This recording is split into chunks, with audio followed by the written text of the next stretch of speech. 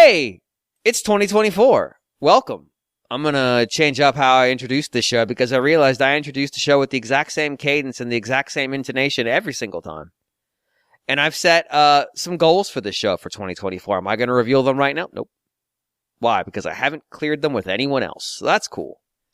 But it's 2024. Welcome. This is Radio Free Nintendo. It is January 4th of 2024. And today, this would be episode... Hold on. Don't help me.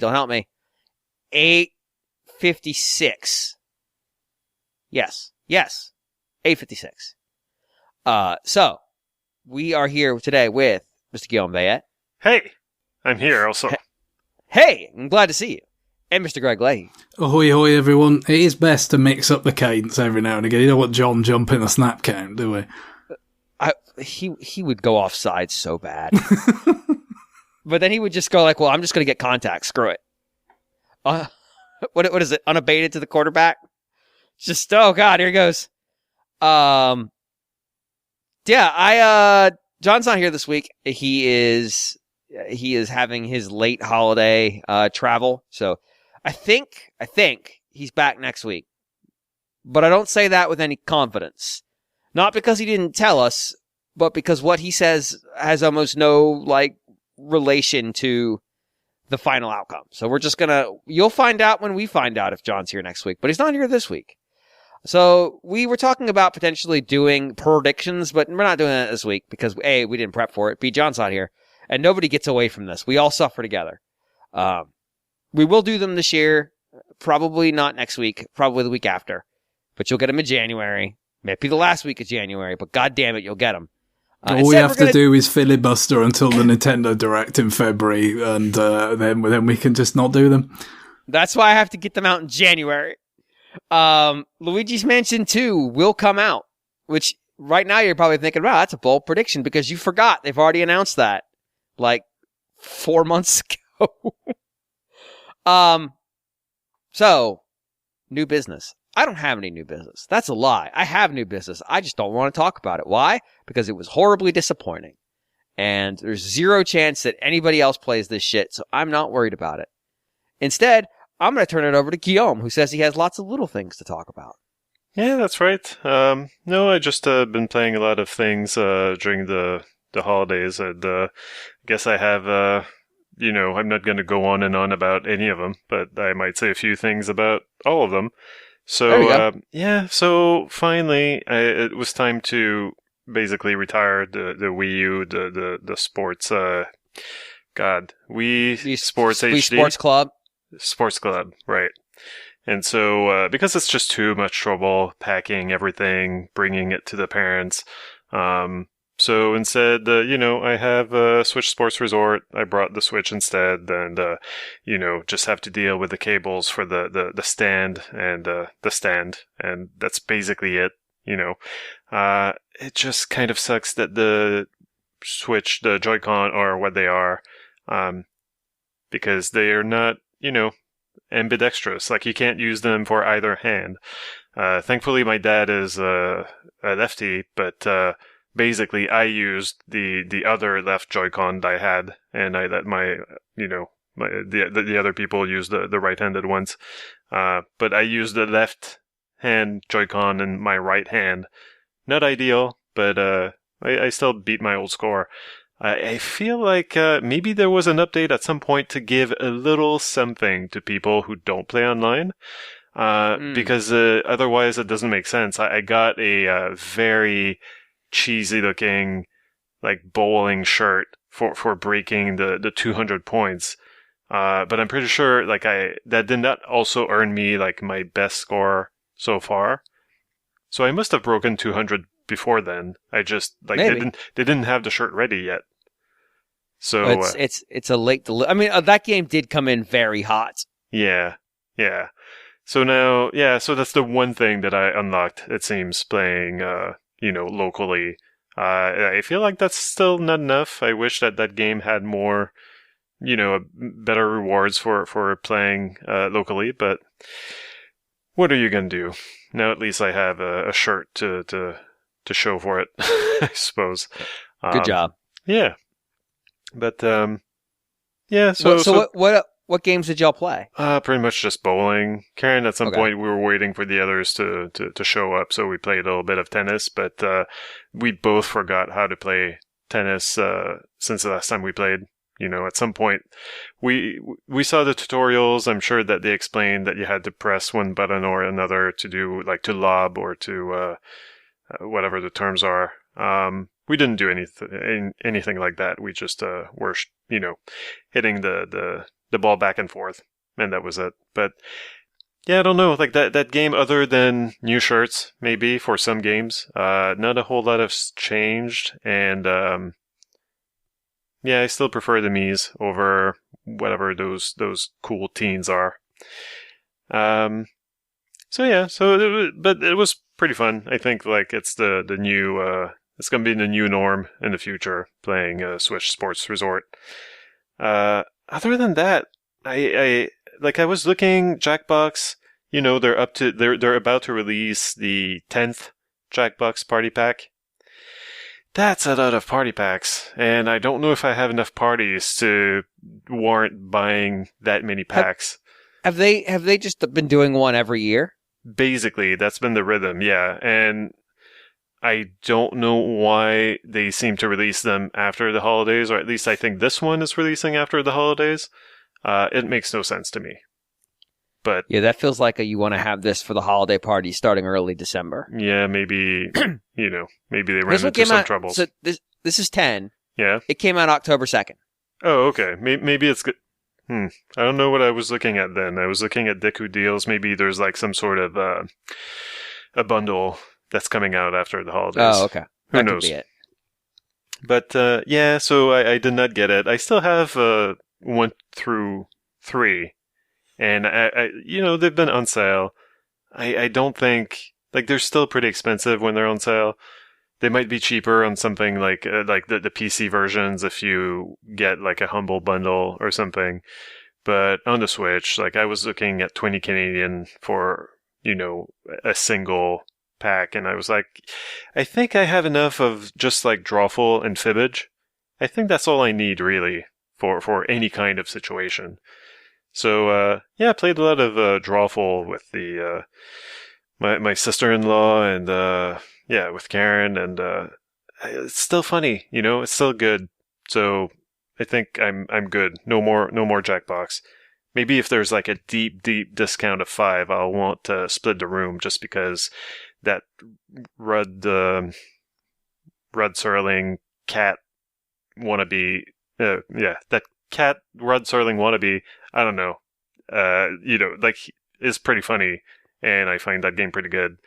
But until then, I'm going to stick to Drawful. Yeah, I wonder, like, it's impressive that they're able to keep doing this. Like, I'm looking at the games in 10, and near as I can tell, the only, like, proper classic game that came back is TKO. Right. So, TKO 2. But, like, all the other ones are new. I mean, but... And it's like, always the same, like, how different can TKO 2 be from TKO, which itself was pretty much just a combination of Drawful and, like, with a twist on it. Yeah, it was basically Drawful and then one of the ones about creating phrases that are bad. Right. Just pushed together. I mean, I guess really it's just new prompts. Yeah. If you've played so much TKO, you've seen all the prompts. Yeah. I guess one reason I might want to get like one of the newer games is that I've noticed the older games, maybe that's changed since I last checked, but like they've been English only. And the newer games, they say like, well, they're available, like this is available in English and French and Spanish and et cetera, like several languages in the games with, I'm hoping, prompts that make sense in those languages. So that might be a reason why, like, I've never played Drawful with my parents, but maybe if French is available, I could. So that could be something to look into. Okay, that makes sense. Yeah. And then I said during our top 5s that I just basically was too intimidated to go back to Tears of the Kingdom. I ripped that Band-Aid off. I just went and did it. I plunged back into Tears of the Kingdom and was reminded why, in addition to the fact that Pikmin 4 came out last, what was it, July? At least that's when I last played Tears of the Kingdom. So 6 months ago. But in addition to that, I think the reason why I didn't go back to it is that I was dealing with the Gerudo and the desert and the sandstorm. Oh, that. Okay. Yeah, and I don't like any of those things I found. I don't care much about the Gerudo as a, like the design or the... I don't know. I don't find their plight all that interesting. And the desert is a little bit kind of just a pain in the butt. Like sometimes, okay, you sink into quicksand, like you have to deal with that, like go around it. There's during the sandstorm, you can't see where you're going, you can't check on the map. That's annoying. Oh, now it's turning from day into night. Well, you got to change your armor, your clothing to adapt to the cold temperature. That's a pain in the butt. Like none of that appeals to me as a game mechanic. Plus, I was still dealing with the kind of the underground area in the Gerudo town. And it's kind of a little bit confusing. It's a little bit cramped. I didn't find it all that much fun. Although I like there are some cute touches, like the kids learning about, sexuality, basically, what are voe, and all the stuff that they say about boys, basically. Especially the part where they talked about how one of these girls had grown up outside in a regular society and was basically being trained how to do it and just completely unfazed by all this shit. Yeah. Yeah, so that, so some good moments, but otherwise, like, oh, and in addition to all of that, you've got these enemies that absolutely need, like, some sort of elemental damage to take out. It seemed like a lot, but again, I got past that. I managed to finish that temple. So now the sandstorm is gone, so I guess I'm gonna mop up whatever shrines are around, and then I can make my way, hopefully, to the end of the game. So that should be soon. Hey, that's good. Yeah. Congratulations. Thank you. Do you remember anything about the plot? More or less. Okay. Yeah. There's not that much to remember, to be honest. No, and I don't play this game for the plot, which is probably why I like it so much. It seems like people who care about the timeline and about story in Zelda games are less forgiving about this game's faults. I think you can I don't know, I would say or. Like, I don't give a shit about the timeline, but I would like the game to, if it's going to have a story, to make an effort. It would have been nice if it had been better. I agree. Like, if it's going to be there, it better be good, and it's not quite. It's okay. Weird. Yeah, and it's not told in a way that makes sense, but it doesn't faze me, And then, I guess to finish this, I bought plenty of games on sale during the frenzy, the Boxing Day, the, pre-Christmas sales. And I was going to stop there because I haven't gotten around to actually playing any of those games. But then I saw that, I think it's called Tents and Trees. And if not, It's called Trees and Tents. Tents and Trees.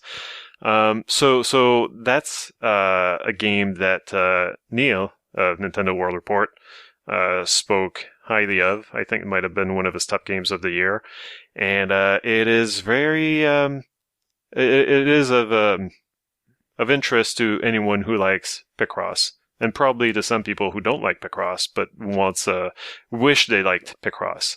This is a puzzle game where you've got a Picross-like grid, and there are some trees on there, and the goal is to place tents on that grid. The tents can only be put next to a tree in the cardinal directions, basically up, down, left, or right, and tents cannot touch each other even diagonally in that case. And you've got numbers on the side of the grid that tells you how many tents will go on a line or a column. And so you got to figure out. So, like the presentation, like immediately it smacks of, this is a Picross-like. But it is not Picross. And who knows, it might be a little bit more interesting if you've figured out Picross. If you look at the grid and just see, how it works and you're not all that challenged or interested by it. Tents and Trees, I think, has the potential to maybe be a little bit more interesting. As personally a big Picross fan, like I feel I was going to just sit down. I only had time before the podcast to play for 5 minutes, and then I played for 20, and I was like, yeah, okay. Like, I think I like this game.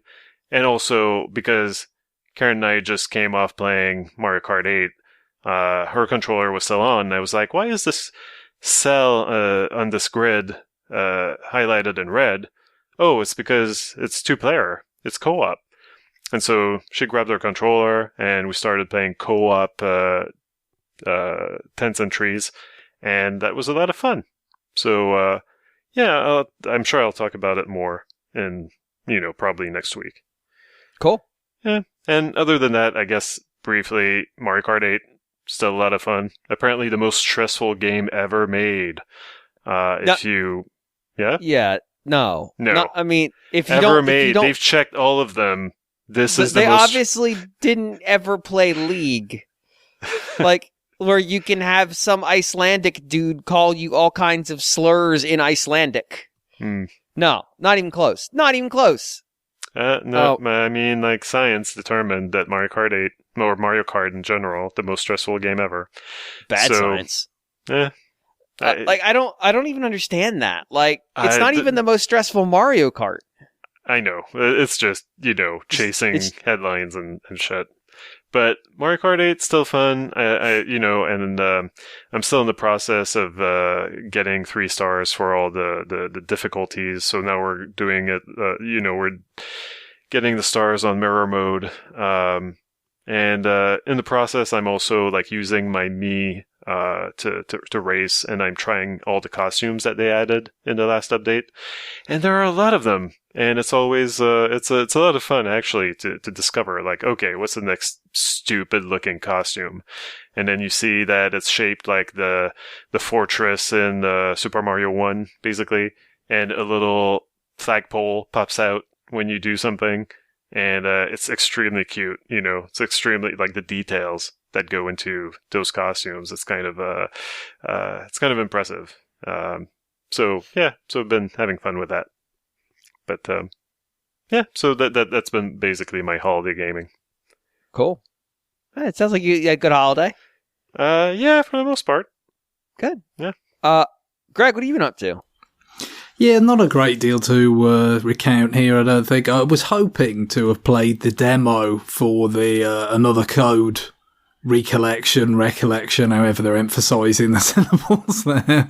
Yes. But because it is kind of you can sort of bank the progress, can't you, and take it into the full game if you so choose. I just kind of wanted to see what they've done with it, but I hadn't got around to that. So yeah, just lots of bits and pieces, really. It's kind of a thing that generally tends to happen with me around Christmas and whatnot, is I'll often dip back into games that I associate with that time period over the years. A little bit of Super Ghouls and Ghosts or Donkey Kong Country, Yoshi's Island, stuff like that. But the one that I probably put the most time into was actually from a fair bit later, although it's disturbingly long ago in itself now, and that's Super Mario Galaxy on the 3D All-Stars. So yeah, I just kind of thought, I don't think I've really sort of gone back to that since I had the OLED model. Back in the summer of 22 now. So yeah, let's just kind of see what that looks like on there and so forth. And basically where I'd kind of left off is I'd got the 120 stars with Mario and was about halfway through with Luigi.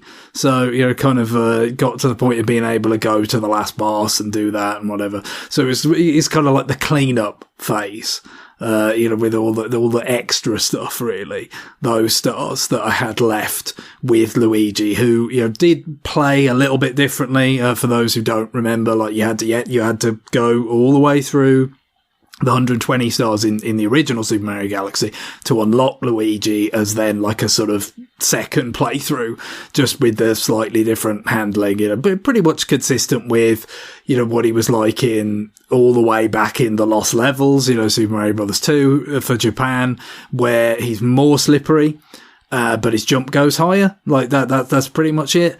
And, the higher jump has its uses, but especially with some of the stuff that's involved in getting the final kind of 60 stars here, I think the slipperiness is far more problematic than the higher jump is useful, in that, especially, some of these purple coin challenges, that's a lot of it, for it. So they have this concept in Super Mario Galaxy of comets, right? So it's like basically a level modifier where we go for a lot of the kind of making up the numbers, and that is very much what it is making up the numbers. Which I know we must have talked about this back in definitely 2008, and probably when Super Mario Galaxy 2 came along as well. It was just like, can we just like drop the fixation with getting to 120? Like it felt kind of fillery in the original, in Super Mario 64, and that didn't have to be set in stone thereafter. But then, good lord, they laboured to get there with Super Mario Sunshine dreadfully. I mean, because, as very well known, that game was rather rushed in various ways. It was observable that the game was rushed. Certainly, the sort of painful sort of grasping towards just hitting that number, which in this case just involved a bunch of cash in a load of blue coins. Basically, they were really struggling there. Not so much with the original Super Mario Galaxy. It's not that bad in that respect, but still, these comets are a lot of it, where it's like, okay, let's take a level and remix it in some way that kind of gives a new challenge. And quite a lot of those are kind of purple coin challenges where it's like, okay, you need to be kind of pretty sort of tight with the controls. It'll be like, okay, you're on one of these levels, there's like a quasi auto scroll thing, like one of the, I don't know, whether it's Battle Rock Galaxy or something like that, where okay, and then like, okay, you're doing that again, but now you've got to hit certain points if precisely as the platform makes its way through this kind of action set piece level. Otherwise, you're not going to get the 100 purple coins. And it's really funny when you get to the end of one of those and you've got like 99 and there's the guy there that's supposed to give you the star, and he just talks to you and he says something, pretty terse of just like, oh well, you didn't get them, come back again. And then you die. God. It's just really funny. It is ultimately irrelevant, when you fail the challenge, but it just seems so unkind. It's just like, it's like salt on the wound, No, exactly. There's no like kind of, all right, well, you got to the end without dying, so we'll just give you the opportunity to retry. It's just like, no, you get the death fanfare, poor Luigi going, that thing, and then you're back at it. But you need to be pretty sharp with your control, and he is slippery, so some of those are like extra difficult. Some of the other stuff is like, beat this boss without taking damage once, beat this boss under a time limit. It's not great. It's not the best stuff that Super Mario Galaxy has to offer, frankly, but still, I kind of kept coming back to it until in bits and pieces. For a long time I kind of thought, I'll probably stop when it gets to the really annoying stuff. And it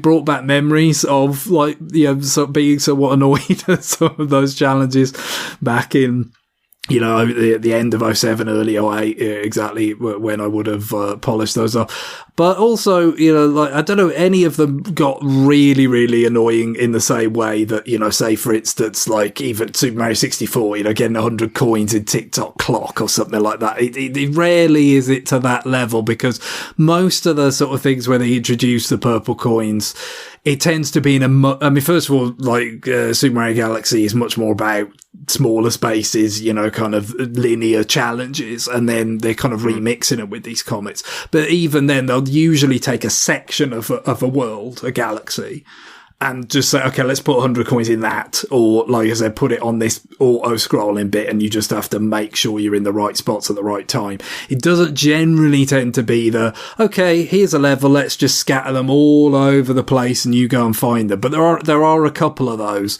and they are kind of the weakest. That is kind of it's the kind of stuff that I was probably thinking about uncharitably, where we were moaning about the tad tones or whatever they are in Skyward Sword. Oh, yeah. It's just like, okay, yeah, well, what can we do with this playground that we haven't done yet? Can we just like put 100 doodads in it and make you get them? Like that it's not terribly creative, is it? Although it must be said, having it as like essentially an extra challenge for, people of a kind of completionist disposition in a 3D Mario platformer, it's somewhat different from having it as a must complete story critical objective in a Zelda game, to me. I think that was unlocking an area. Yeah, I think it's more forgivable in something like this as kind of extra stuff for people who want it. But like I said, those are actually the minority. Most of them are not that kind of way inclined. It is more kind of make it they're all there kind of in front of you. You've just got to be kind of quick enough and skillful enough to get them.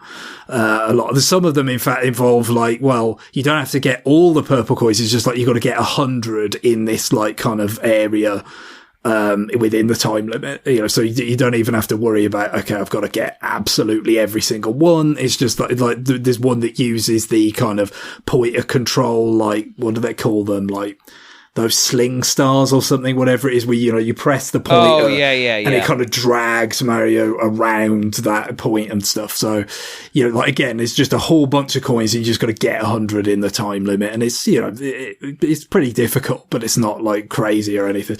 So yeah, eventually I found myself, I'm almost done now. I may as well, kind of get it done. And I did. And of course, what it reminds you of is the fact that the very sort of different way that this kind of culminates from what Super Mario Galaxy 2 does, and then from then on, like all the 3D Marios, and it has even kind of seeped back into the 2D ones now, which is once you finally do, you've got 120 with Luigi to go with the 120 with Mario, it does unlock a sort of what it calls like the grand finale galaxy.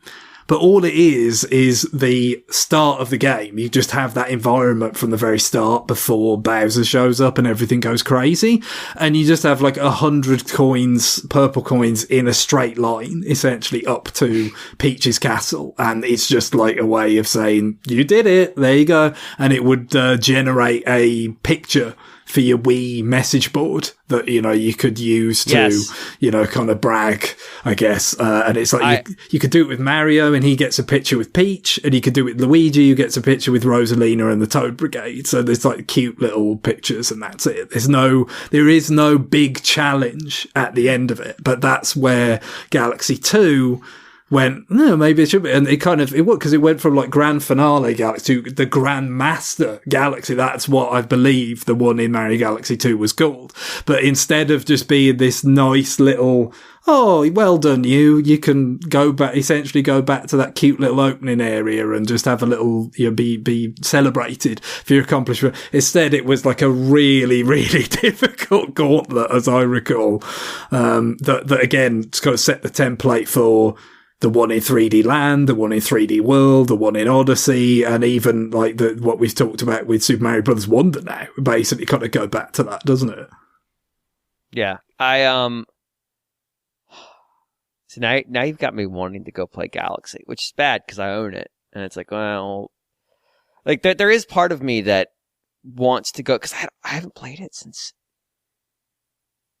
a long time. Oh my God.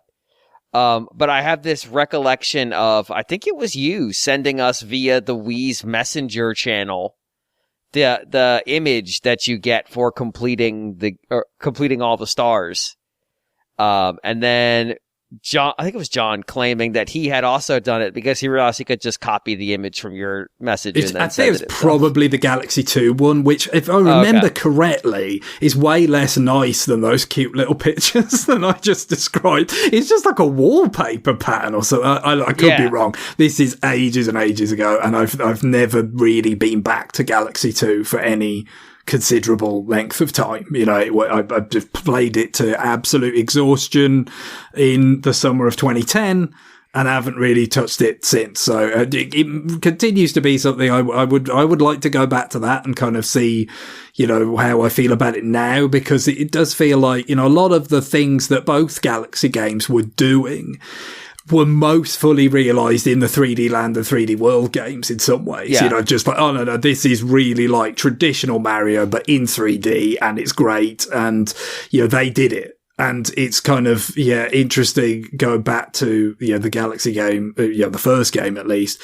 as kind of like, okay, this was still somewhere between, the previous 3D games and where they would get to. But it's, even playing, like I said, kind of the B tier content from the game for the most part, I still enjoyed it, although I kind of, like I said, I mean, some of this is probably Luigi's handling, but I do kind of, there's just something, it may be as simple as the fact that in 3D Land and 3D World, you actually have a run button that just makes it feel more genuine to me. There's just, like when you go back to Galaxy, which is still, going from where they were in 64 and Sunshine, where it's, we've got an analog controller, so you don't need a run button anymore. It's how you push the stick. That's how it, how fast you move. It just, I don't know. It doesn't feel right to me anymore after having played, 3D Land, 3D World, and even, Bowser's Fury as that comes with 3D World, which is obviously very, very different from 3D World in a lot of ways, but it still has the run button. That is one of the things that is the same. But it was good fun. It kind of a little bit nostalgic going back to Galaxy. But and of course, it's worth mentioning that in terms of you saying you own it, James, that it's a good job you do, isn't it? Because they withdrew it from sale. Yeah, I know, that's the part that's really frustrating. Like, and 2's never been remade available besides on the Wii U. No. I don't. As I'm thinking about it, I don't know that I touched 2. We didn't do a retroactive on it. No, when you had to review it. So, I mean, I can imagine not being that desperate to sort of flock back to it very soon after. And I don't think I touched it after I got the review in. Like, I think the review published and I put it down. No, exactly. Like I said, my experience was not so different, even though I didn't have to review it or anything. It was very much like a pretty feverish push to see absolutely everything in the game. And again, with that, I'd be interested to go back to it to kind of compare more fairly, perhaps, than just what I'm doing now, where I've just replayed these bits in Galaxy versus decade plus old memories. But it did feel like they had better and more ideas for like this sort of additional content kind of things in Galaxy 2 than they did in Galaxy 1. If they stretch these sorts of comet things a bit too far in some cases, a few, they've got to go to the well a few too many times. But, again, because they haven't made it available, in a nice, convenient, play Galaxy portably is a lot of fun, and not having to do the shake to do the spin is nice and all that. So have that format for Galaxy 2, I think would be really cool, but you just don't really know until I assume at some point, you would think, possibly more Wii games, GameCube games could be something for, a revised, sort of beefed up NSO, perhaps with the new system comes along, who can say, or another collection of some sort one day. I mean, who knows? I mean, it depends how long they're going to be kind of vamping before we get to the next system, isn't it? I mean, as you already mentioned, stuff like Luigi's Mansion 2 HD you know, it does, that's the real playing for time stuff, isn't it? Yeah. Oh, yeah. And we saw it on the 3DS with Luigi's Mansion 3D. Yes, yeah, Luigi's Mansion. And I mean, just like Luigi's Mansion 2 sold pretty well on 3DS. Luigi's Mansion 3 sold very well on Switch. Yes. So it just makes sense that you'd have something that, you know, it has been in a kind of commercially proven brand and format and everything, but it to me it's pretty clear, and not this is entirely new, you know, that obviously we've had some of these sorts of things for a while, or we've talked about on the, you know, the top fives, how many games there were that were just, you know, kind of remasters for the most part, or, you know, in the Super Mario RPG is a more legitimate kind of remake, but, you know, of older games. But it seems like as we head into this year with another code, with Mario vs. Donkey Kong, with Luigi's Mansion, with Paper Mario 1,000 Year Door. I mean, and I wish to spoil the contents of our eventual predictions episode, but expect more. See, there will be more such games, I imagine, as, you know, probably the real frontline talent of Nintendo's developer, you know, stable is tasked with, you know, crafting the, you know, killer app types, what they hope will be killer app type stuff for the next system. Meanwhile, everybody else has got to provide content like that. And so maybe, you know, Galaxy 2 could fit into something like that along with some other stuff. I don't know. Or maybe, like I said, it could be a Switch Online thing that could perhaps be another reason for people to upgrade when the platform change is made. But, for now, I was just glad that, yes, I did buy. I mean, I mostly bought it for Galaxy, to be fair, because, you know, I mean, Mario 64, I played more times already, right. Especially with doing the retroactive. Sunshine, again, we did the retroactive, and that was largely enough for me for Sunshine for a while. So it was really for Galaxy, but, you know, even though, like, it's lost, you know, some of its kind of luster in terms of, you know, I feel like the aspect of being more traditional Mario platforming has kind of been superseded at this point by 3D World, 3D Land. The unique kind of elements of the space theme and the kind of spectacle and all that are still pretty, especially with Galaxy 2 being MIA, are still quite distinct and unique and particular to that. And they play up more in the original Galaxy as well. You know, Galaxy 2, they wanted it to be a bit more reminiscent of the new Super Mario Brothers games and more, you know, kind of blue skies and everything in that case. So, yeah, the original Galaxy still got, I think, a lot to commend to it, and that's even playing, you know, the lesser half of the game essentially.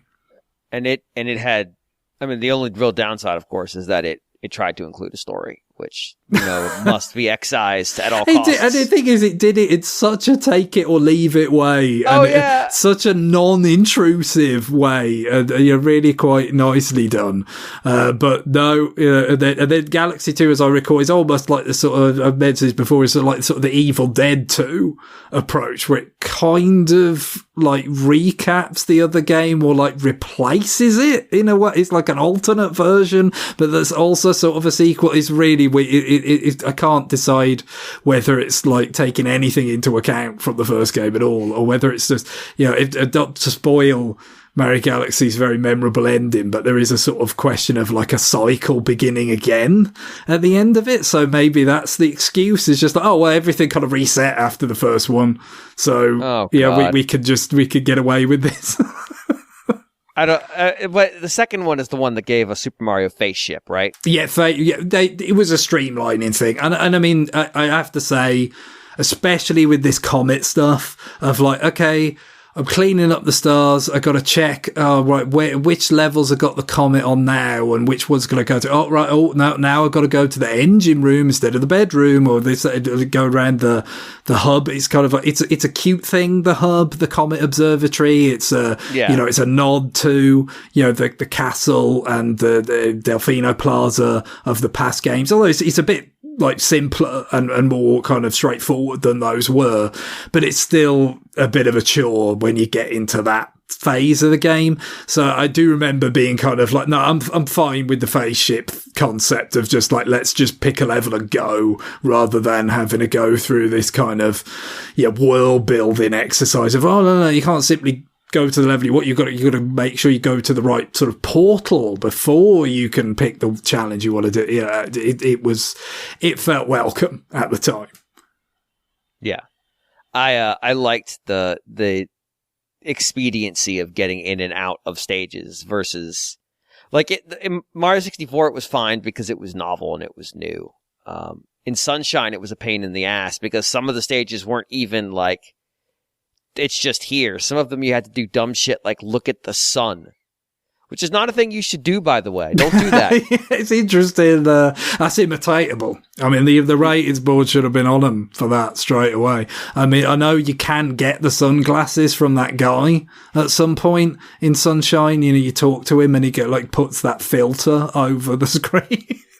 Right. It's so weird. Of course, they have the same thing of looking at the painting of the sun inside Peach's castle in Super Mario 64, but that was for a one-off challenge. It was not for an entire world, which it is in Super Mario Sunshine. Right. So don't look at the sun. Don't do it. Kids, don't do it. It's a bummer that they've never put out Galaxy 2. It feels like if we're getting the least of the Luigi's Mansion games, I think it's pretty fair to say 2 is the worst of the 3. Yeah, it's interesting because it is more substantial than the first one. There's no doubt about that. And, sure. You know, it's got like more variety and stuff, but I feel like the ways in which it's sort of better, more than the first one, Luigi's Mansion 3 kind of surpasses it again. So at this point, it kind of feels like, well, if you want that kind of original, like really kind of compact, charming experience, you've got the first one. And then, if you want the sort of full HD, beautiful and kind of more varied, more interesting scenarios, you've got 3. So 2 kind of just sits somewhere in the middle, but they may be able to do some things to make it more kind of enjoyable in the HD version. I think the main thing is just like that whole mission structure where you just kind of stuck playing, for the long period. You're kind of like stuck in like a sort of an instance of a mansion essentially, and you're kind of like playing it for, it's quite counterintuitively for something that was, exclusively for the 3DS. It didn't lend itself to like being able, of course, the 3DS always had the merit of you can just shut it up in the clamshell and put it aside. Fine. But, in terms of like, okay, I go in, I achieved something that kind of is like fully banked, and then I get out. It didn't really let you do that. It was, like 20 some odd minutes or something of like a particular mission, which I just felt was kind of odd. I don't know if there's anything they can do, that doesn't sort of really mess with the structure of the game to potentially, kind of mitigate that perhaps. But again, that was an awfully long time ago as well. I don't think I really went back to it terribly much. I enjoyed it, in many respects, but, I definitely felt like the third one was a very substantial improvement when we got to that, was it nearly 4 years ago now? More than 4 years ago. Yeah. I actually still really like 1. I played it, I don't know. It's been a while now because I was at my parents' house, so it's been a bit. But I talked about it on the show. I sat down in a chair and played it end to end without getting up. Which was a real threat at the end. I was like, I just really gotta go to the bathroom, but I'm about to fight Bowser. I'm gonna do it. I'm gonna do this, not get out of the chair. This dumb fucking challenge. But it's very compact. It's very tight. It's fun. I'd love to see it remade in the 3 engine rather than just upscaled. Yeah, they obviously they did it with the 3DS version I have played, and that is nice because first of all, as we know, there was some thought given to stereoscopic presentation when they actually developed it. So unsurprisingly, it does work very well as a 3D game. The kind of diorama kind of feel of the design of it. Also, really nice to have a map on the lower screen just kind of keeps everything. And like, it's not a very big game. I think you could keep everything straight in your head and go into the pause screen, but it's just something I've always liked about those sorts of games, with on a 2-screen system, having the omnipresent kind of map there.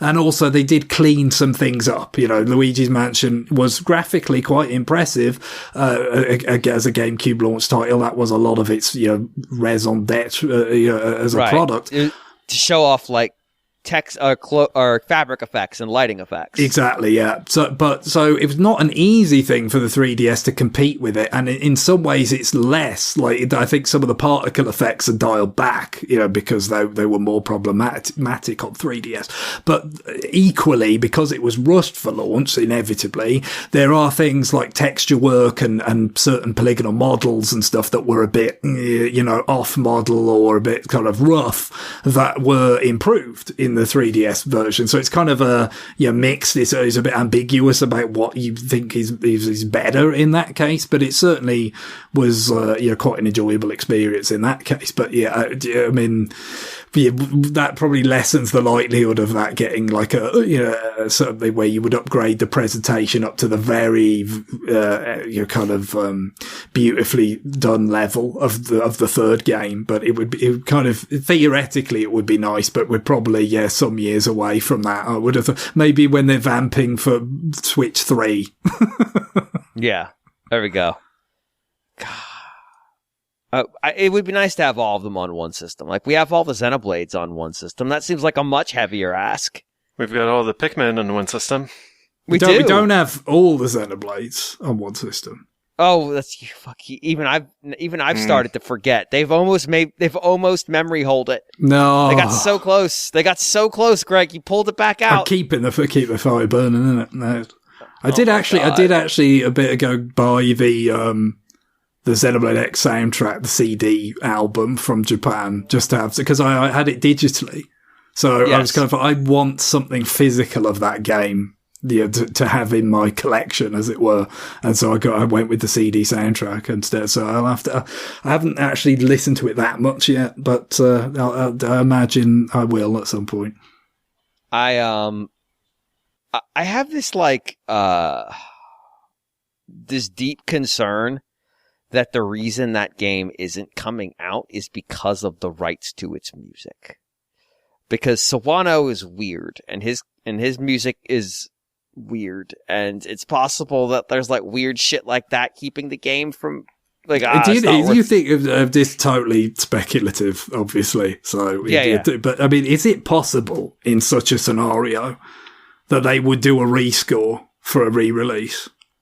I don't think you can. Like, I think it seems like an awfully big lift to do that. And I think the music is so integral to that game and its reputation. Like, if you were to put a different score on it, I don't think it would work. Like, I think that game and its fucked up score is, and I say that as somebody who loves its music, it's still got a fucked up score. They're very synergistic. Like, they do a really good job of setting the tone and building the world and sort of feeling like Mira in musical form. Yeah, but I mean, our minds, like, because that's how we experience a game, like, we would associate that music with that world and that world with that music, but someone who's coming in clean probably, there's a chance that they might not know. But to and of course, just to state the obvious, those of us who did play it that way, experience it that way, and build up that association are a vanishingly small number of people.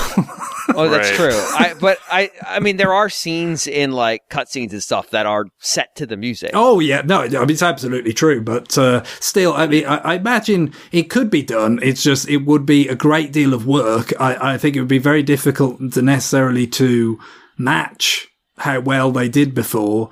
But, I suppose to some extent, if you were kind of trying to sell the people that have become Xenoblade players during the Switch era, there might be some utility in saying, oh, well, this is going to have music that's more consistent with your expectations, because after multiple, sort of the quote unquote mainline Xenoblade games, I think people, because we'd only had one before, it's an X. So I think maybe people, if they were ever to get a Xenoblade X remake, are like, oh, I've heard about this and play, they might be more weirded out by the music than we were, when we played it in 16 or whatever it was. Oh, we just thought it was hilarious. Late 15, 16. It is really funny if you can map our reaction to the music. It goes from like, what? To by the end where like even the dumbest fucking songs were like, no, Black Tar's the best song of the year. No, it's the best song. There's not, I don't mean in games. I mean, period. And then like you come back 3 years later, like, what the fuck is Black Tar on about? Like the fact that it's literally just telling the story of the game and with awful prose. Oh, it's so good. What a stupid. Or the song that's sung in first person about needing a bigger gun. What the fuck is that game? Jesus Christ. Oh, I love that game so much. I love that game so much, Nintendo, please. Please. Just bring it back. Like in the early days of DVD TV sets where they were kind of digging into the back catalogs, and sometimes like they changed some music that was important to the show. Like oh sure. So I've never seen what is that dumb Scott Bakula Quantum Leap? Quantum Leap, right. I've never seen Quantum Leap, but apparently there's a song that's important to the story or something, like maybe like with his wife or something. I don't know. But I think that they kept it in the pilot or the first episode, but then they changed it and for the rest of the series or something. And people complain online, but if I were to decide, like, I'm going to go through Quantum Leap, I probably would never know. Yeah, so, I think the thing is this game also has like a 70 song soundtrack. Sure. The lift to get there would be obscene. I'm just saying it's not this impossible to overcome problem. No, like, I wouldn't say impossible. The people who know would be cranky about it, would complain. I think it would be difficult for them to match the quality of the music in this game. And I say that knowing there's songs like what's a good example? No 9 equals Monox, which is fucking Sawano and his goddamn naming structures. It would be difficult to present something at that quality. And if you're going to replace the soundtrack of something, it's got to at least be comparable good. Because if it's worse, I mean, YouTube exists, and it will be part of the word. Like, this game needs really good word of mouth if they ever re-release it, because it can only ride on the Xenoblade coattail so far because it is structurally quite different. And it's not set in that canon. And it's thematically quite different. And it feels different. Like, there's stuff there, obviously, that's related, but I don't know. It'd be tough. I think we've already used Celica's theme as an ending theme once. But I might go back and check to see if we have, because I remember it being extremely good. We've got at least one request for a Xenoblade X song that I've not honoured. I believe it's the online menu music. Oh, yeah, yeah. I mean, that sounds really sort of prosaic and dull, doesn't it? But it is good, as I recall. I remember the music for making your character is nuts. It's like, wait, why is this song I'm only going to hear while I make my face going so hard? That's really not necessary. And then it just, you never hear it again. That was your one chance to hear it. I hope you enjoyed it. God, looking at the track list for this fucking game is the worst. What an absolute monster he is. Z5M20I12R04A28. What a nightmare. What a just nightmare. That's a remix of Night L with the kanji for tree stuck in it 3 times, because that makes it forest, which is in the forest.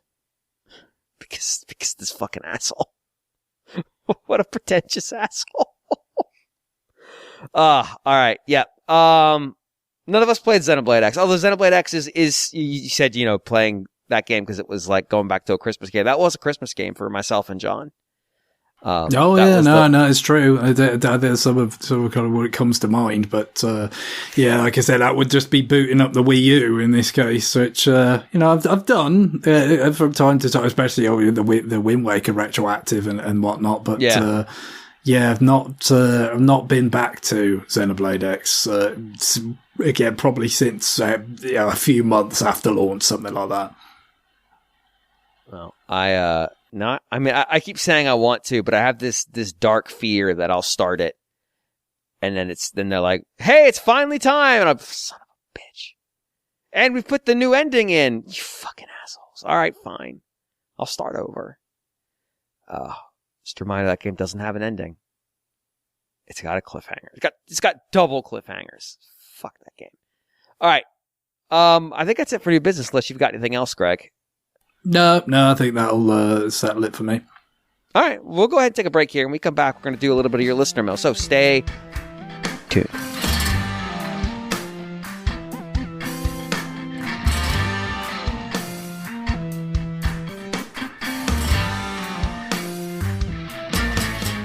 It's email. Listener mail, actually. Not email. It's listener mail. It's the name of the segment. We've only called it this segment for like 16 fucking years. It's listener mail. Your emails make our show better. And right now, I'm going to be honest, y'all kind of falling down on the job. I know it was the holidays. I know you probably spent time with friends and family and just sort of enjoying each other. But you have a responsibility to this show to get your emails in. And they go to rfn@nintendoworldreport.com. You're late. You right now are late at having sent in your weekly required email. Yeah, it's weekly. You signed the contract. So get them in because we need them. We need your email in our inbox so that we can make this segment easy. I mean, good. So send your questions, your thoughts, your hypotheticals. If you have like some dumbass game you want us to play where it's like, I'm going to give you an anagram of 8 games on the Pokemon Mini. And you're going to tell me what these games... Don't fucking do that. Jesus, that would be a nightmare. But, yeah, you get the idea. Send them in. They can be dumb. You think this show can't be dumb? You think this show can't be dumb. I've been doing the stupid TSI tournament the last week. This show can be very dumb. Send them in. I don't care. We might not use them. Like, if you're too dumb. If you're like, what color is Link's underwear? I'm going to get this fucking thing out of my life. But... send us your questions to rfn@nintendoworldreport.com. Put content into the show because otherwise we have to think of content ideas, and that's hard. And none of us get paid. So, do that. You owe it to us for the hundreds of hours of brain rot we've delivered directly to your ears. That's the RFN promise. So, again, rfn@nintendoworldreport.com. And since I didn't have any new business, and I've just spent this time advocating, I will read the first email to show you slackers what we expect of you. We expect the best from our audience because we have the best audience. Because they are our audience. It's flawless logic. Dan from Canada writes, "Hey guys, I recently got a Steam Deck and was hoping to do some emulating." Oh, we're starting with crimes. Never mind. Outside of very obvious ones like Mario and Tetris, oh god, that's a double crime. What do you think are some 8-bit and 16-bit games that really hold up in 2024? It's a new email. It's fresh. I.e., that could stand up to modern games released today. Also interested in games that will likely not get ported, likely licensed games. Thanks and love the show. That first parenthetical, which you guys didn't know is a parenthetical because you can't see the parentheses, could stand up to modern games released today. That's going to be tough.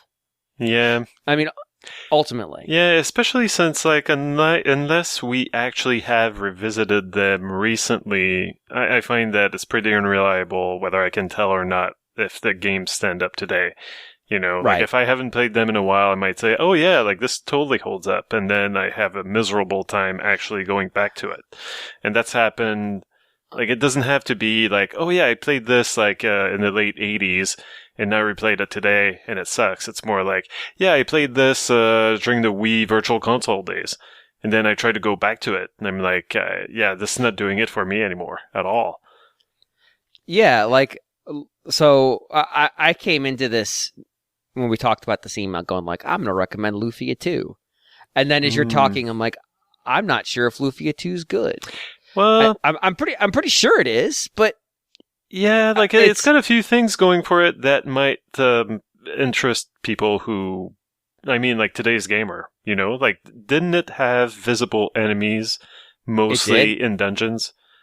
It did, and it had puzzles in the dungeons in a way that I think the only thing doing it like that at the time was the Tales series, which we weren't getting at that point. Mm-hmm. So it's not just like walk through cave until you find the end. Like there's puzzles you have to do, and there's some basic solving, and it's a sequel, even though it's a prequel, because we didn't have the word prequel yet. So it's numbered 2, even though it happens before the events of the first game. Don't play them out of order because the first game is bad by comparison. It's very raw, which makes sense. They hadn't built one of these before. But it's really good. At least I think it's really good. I don't know. I haven't played it since 2009. Now that was like the 3rd or 4th time I'd played it, but you know, I don't know. And that's going to be a challenge. Like, yeah, I could tell you, Chrono Trigger. Chrono Trigger's great. Chrono Trigger's great, but Chrono Trigger is going to get ported every console generation. Why? Because it's an all-time classic. Well, it's been a while, hasn't it, though? With that, you know, unless you're willing to play on mobile, I suppose, and dealing with shitty ports. There's that Steam one, and it's that Steam one's gotten patched a few times to make it better. But like it is out there. Like I feel like it is inevitable that Square Enix will release it on the current systems in some way or another. It's not on Nintendo Switch Online, which is probably telling. I'm surprised it wasn't in the Chrono Cross Radical Dreamers collection, right? Because that just came out, or rather, that was just on sale, and I grabbed it, and like it feels like a big omission. I get it, but it feels like a big omission. It's like you've got Radical Dreamers, which was the original sequel to Chrono Cross or Chrono Trigger, and you got Chrono Cross, which is the Bravely Radical Dreamers is the Bravely second of the Chrono Cross franchise, whereas Chrono Cross is the Bravely Default 2. It's like they're both the sequel, but they're not sequelized to each other. Everyone understood perfectly what you just said. Yeah, it's a very look. There's not a lot of times, unless we go into like the Halloween movies where it's really fucked up. There's not a lot of times where a publisher of a media franchise says, the sequel to this thing, and then a few years later says, oh no, this is the sequel to that first thing, and you're like, well, wait, what was the other thing? And they're like, we don't talk about the other thing. Sure. And then you feel like, well, I played the other thing, and I thought it was fine. What the fuck? Why are you doing this to me? Lufia and the Fortress of Doom is the first game, and I don't recommend. Right. Lufia 2 is actually one of the cartridges that I got when I got my hands on an old Super Nintendo, and I was like, nice. I'm gonna play this, and then I never did, of course, because who plugs in a Super Nintendo on a modern TV today? Not me. Like, I know some people do it, but not me. I couldn't plug in a Super Nintendo to my TV. Yeah, that's the thing. I'm afraid that I'd have to go like either. 6 adapters deep. Yeah. But if Dan doesn't want to be a filthy thief and pirate, maybe I could ship him my cart so that he could, download the ROM for 24 hours and then delete it. There we go. I'm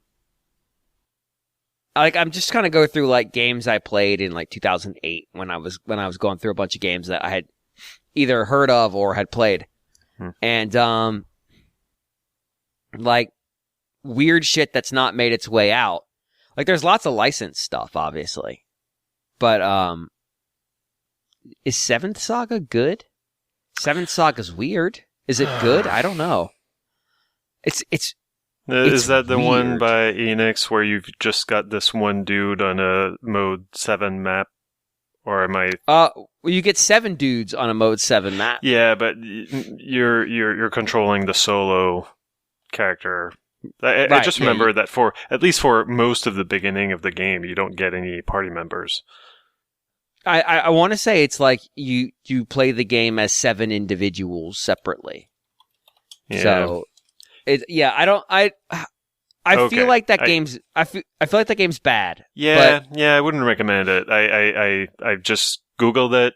I've played this a little bit, at least the beginning, and it's one of those games that they made just impossible for the North American audience. Oh, that's right. Yeah, like they just you need to do so many more battles, so much more grinding to be able to do anything in this game that I wouldn't recommend it. It's got this thanks Blockbuster. Yeah, like if we're gonna go with kind of a dungeon crawlery like battles and where you see the back of your characters facing some sprite, I feel like I could recommend probably Phantasy Star 4.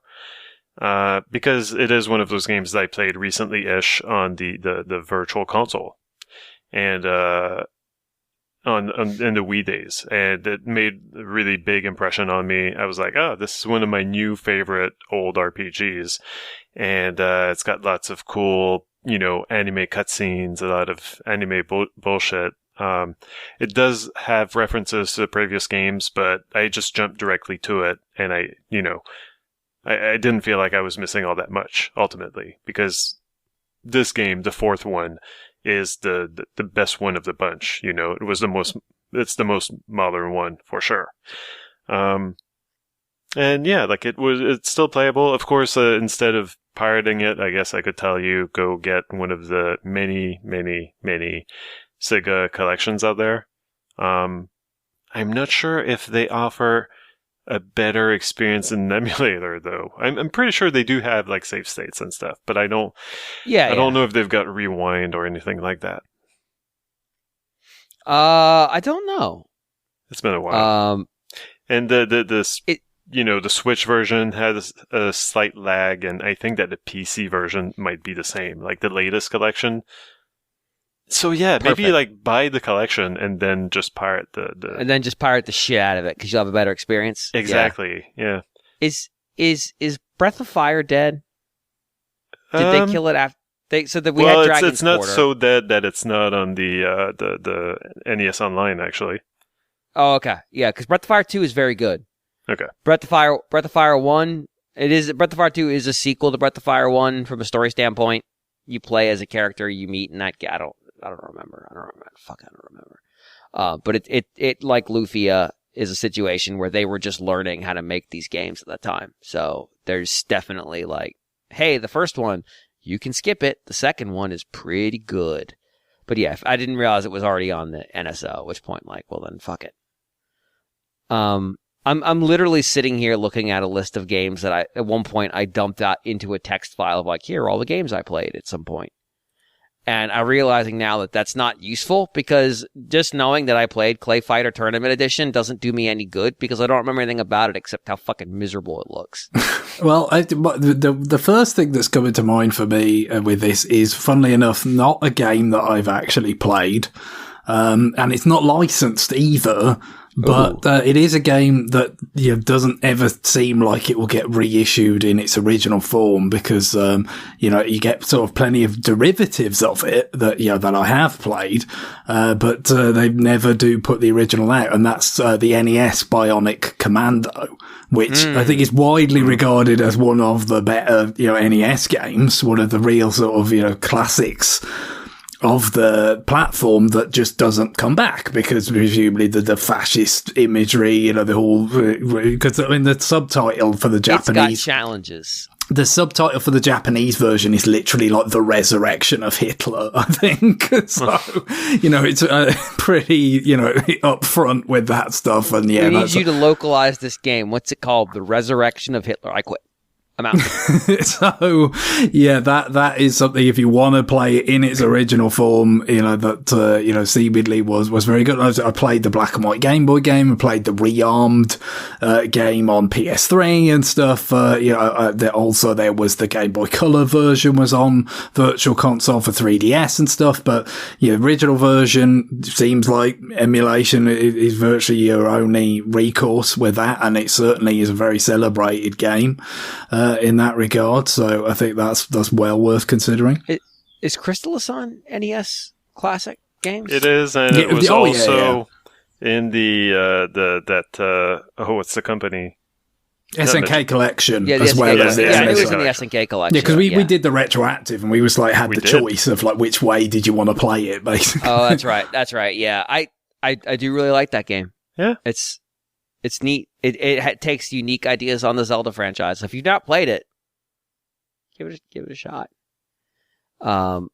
Somebody here played Evo, right? Search for Eden.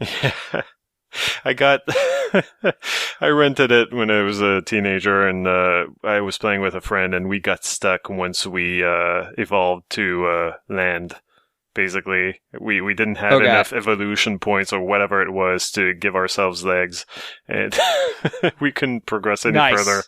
It sucked. We were like, we've been playing this game for so long. We've been grinding to, like as a little kind of fish thing, just ineffectually biting at little other fish things to try to grind, to try to evolve to be a bit more badass in the seas, and to make it, anyway. And then we make it to the land, and it's like, okay, all we got is flippers. We can't do anything, and it sucks.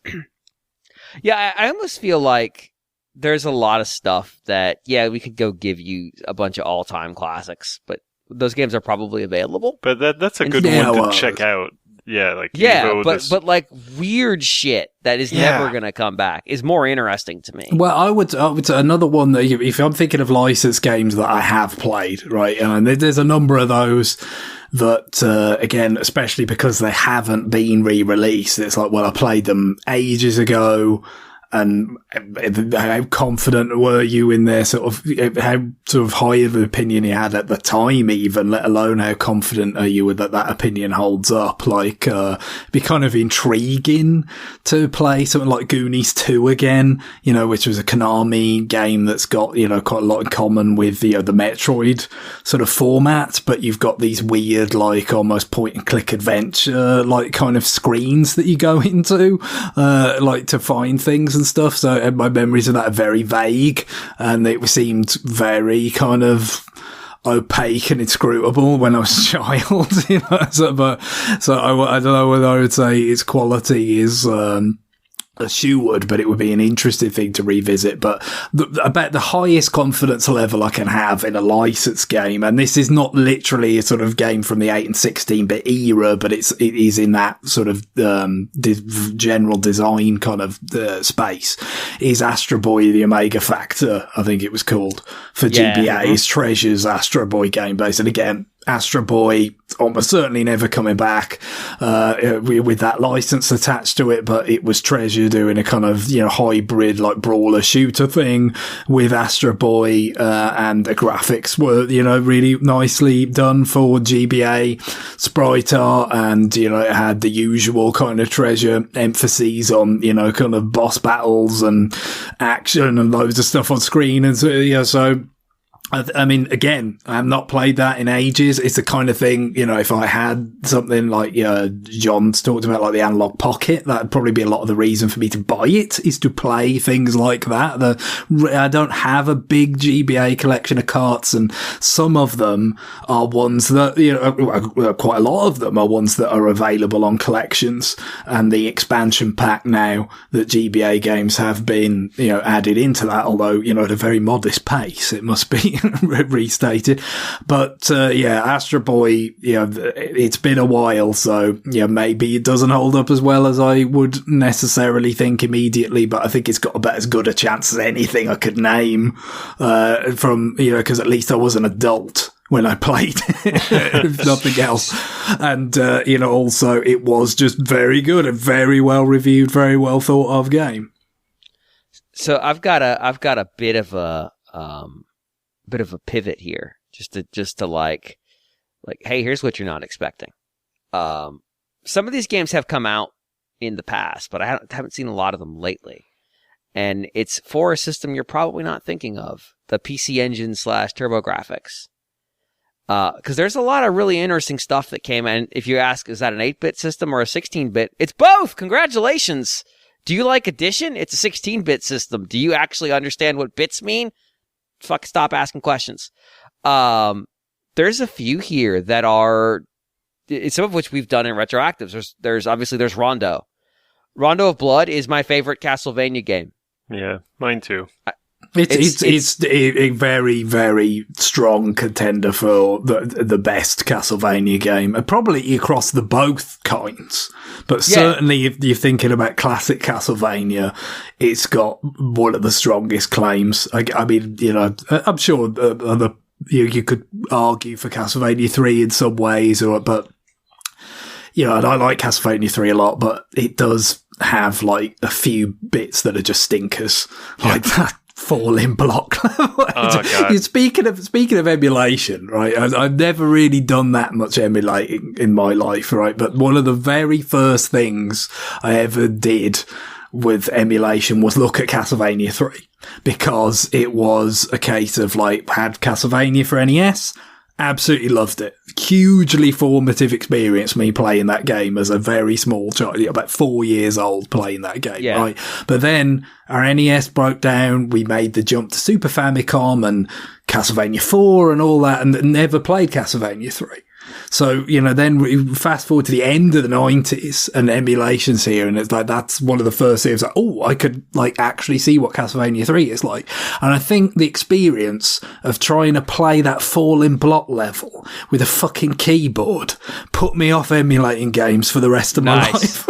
Nice. Well, I played those. I played that game on the Konami collection with the save states and stuff, and those falling blocks put me off Castlevania 3 also. Like well, that's fair. It is part of an optional route, like you don't have to play that level to get to the end. Do you know that? That is the best thing I can say about it. Yeah.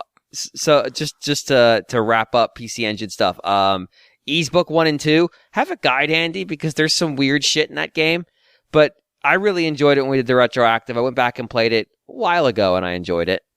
Bonk 3 is the good one. Star Parodier, obviously. And then something I played relatively recently. There's a lot of scrolling shooters on the T216, and like Lords of Thunder is a great example. But that's not the one I'm gonna come in here with. I'm gonna come off the top rope with Seirei Senshi Spriggan, which is another like CD shooter that's really cool. It was on the PC Engine Mini. It's another compile scrolling shooter. It looks awesome.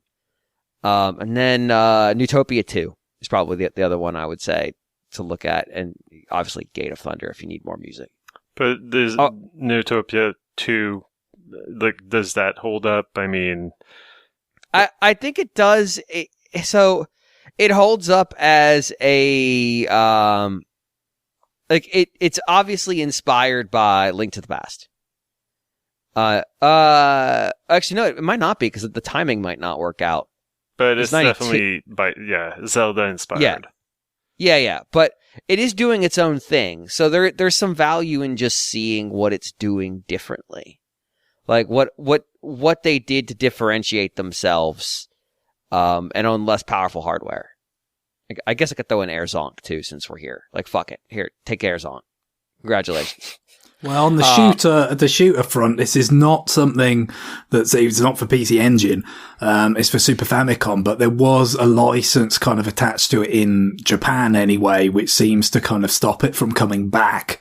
And that's UN Squadron by Capcom. Yes. Area 88, as it was called in Japan. That was what it was, the anime or whatever it was, the license that it was tied into. And that's how we had the Japanese cartridge when I was a child. And have I gone back to it and played it since, certainly not since the early aughts, probably. So again, take it for what it's worth. But I thought that was a really quite an interesting shooter because it's more military themed, presumably, in line with the content of that license, rather than space shooter, so it's a lot of, like fighting, stealth bombers, stealth fighters, aircraft carriers, battleships, all this kind of stuff, so it's military hardware at a kind of slower pace. And you've got more of a thing of like, actually a bit like Lords of Thunder, you've got like shops for buying, better hardware for your craft and different characters and stuff. And just, I remember it being very tough. I didn't actually complete it when we had it as a child until years after, it was new and stuff, because there was like a pretty nasty, like a level, not the very last one, but I think like a kind of penultimate level, although you kind of pick levels from a map, a bit like Bionic Commando, actually, in that. So I don't know whether it was like officially, like it was one of two levels before the end or something that was very difficult. But, I remember that being a cool shooter that, it wasn't so, I mean, there's slowdown and stuff in it, don't get me wrong, but it didn't fall as much prey to the idea of like, oh, you were just trying to put like an arcade or some other console shooter onto Super Nintendo and it can't handle it. It felt more, I mean, I think maybe there was an arcade version of this, but it just, whether it was just happenstance or whatever it was, it kind of felt like it was more suited to the Super Nintendo, because it wasn't just about all out speed or, action all the time. It was a bit more kind of thoughtful, but, it's something I'd like to revisit, but I can't say it seems very, very likely. Illusion to Gaia is probably another one that I was going to say, just like the Quintet stuff. There you go. Because Square Enix, I think, owns Quintet now, and they don't see, well, they have released a remake of ActRaiser. So, yes. Who knows? Maybe that's going to be followed by more remakes, but probably not. That happened a long time ago. Yeah. Well, a couple of years ago, or Soul Blazer is good, although I've really only poked at it. I rented it back in the day. Yeah. Terranigma. ActRaiser, obviously. ActRaiser 2 is it's not as unique as ActRaiser, and also it's hard as shit. Yeah, let's just say it. It's not very good. Yeah, it's a consequence of a bunch of weird decisions that, in retrospect, feel very poorly thought through. Yeah. I've got one. So I mentioned, like, I think you should pursue weird. I think you should pursue games that would never exist now. So I'm gonna pitch something to you guys. Interplay Entertainment has made a game for the Super Famicom. Already we're in weird space. They were largely PC focused. Using the license J.R.R. Tolkien's The Lord of the Rings Volume 1. And in it is a multiplayer dungeon crawler RPG where every character in the Fellowship is a party member. And you can play it multiplayer where you get a party member, except they don't show up until they show up in the story. Meaning if you want to play 4 players, the 4th player might have to wait hours to get their turn to play because their character hasn't been met by the Fellowship yet. I'm just saying, this is a bold take on making your game a literal representation of the quest through the Barrow Downs. I do remember reading about this as a child, reading weird. The reviews, but I did not play it myself. It's such a weird fucking... The only thing is, like, at some point, Greg, I'm going to have you use the opening theme as end music, because it's, like, weirdly too good for this fucked up game. But the game is so fucked up in so many ways. It's like, why is it like that? And you could just stand there as Pippin and kill wolves in the Barrow Downs and turn Pippin into a god. It's like, why? Why is the game like this? I did see a bit ago. I think I'm not mixing these things up. I could be, but I think there was a Willow game for NES that looked shockingly decent. Yeah, there is. Yeah, like relatively sort of late NES game. The top down kind of perspective, but just like the graphics look really quite sophisticated for that. But it completely passed me by because I was never a particularly big fan of Willow. And it was, as I said, we kind of missed out on late NES stuff because of what happened to the machine. Also, that game, I think, you really had to have the manual, which we didn't have when we were renting it, and probably Dan won't have if he's pirating it, like a filthy pirate. But so, like, I think that you do need to know a few things about how that game works to be able to enjoy it. because there's like this thing where if you're under-leveled for a weapon, because that can be a thing, you're not going to be as proficient at swinging it, like it's going to be very slow. Right. You're not going to be very good at swinging that big sword. But then eventually, if you practice enough, you will be, and like your swings will be faster, the game will become more playable. If you don't know that's what's happening, it just feels like a bad game. If you know that's what's happening, you can, take steps to to be able to enjoy it, basically. Like you can grind, you can, etc. So that's something to know going into it. Yeah, go ahead. No, I don't really have much other than that. I feel like anything that's kind of RPG-ish, like I feel like even though not that long ago I would have said, well, actually, like I suggested Phantasy Star 4, I'm not sure if in the 10 last years, if I haven't personally become unable to not enjoy, to enjoy that game, because ever since Dragon Quest 11, I feel like now that we're past like the random encounters in classic RPGs, I can't really do them anymore. So that's something to know about yourself, I guess, before you try any of those games. I think it ends up really feeling like, hey, how many of these encounters are you going to... I think that's one of the things that's kept something, and this is not a 16-bit game, like Skies of Arcadia out, because that game is fucking sick with random battles. Or in my favorite of, I got out of a random battle and the game immediately spawned another random... And I say immediately, I mean I took one step. It's like, are you fucking for real? Yeah. Actually, some emulators allow you to hack, to use cheats, to use Game Genie codes and stuff. Maybe that would be the best way to experience a lot of these. Just to give yourself, the ability to not have to grind and go for it. Yeah, we haven't talked a lot about the NES because it's a little bit harder. But I can only think of, like RPGs, like stuff like Destiny of an Emperor, a Capcom RPG that was a little bit weird, had good music. You could recruit the people that you were fighting.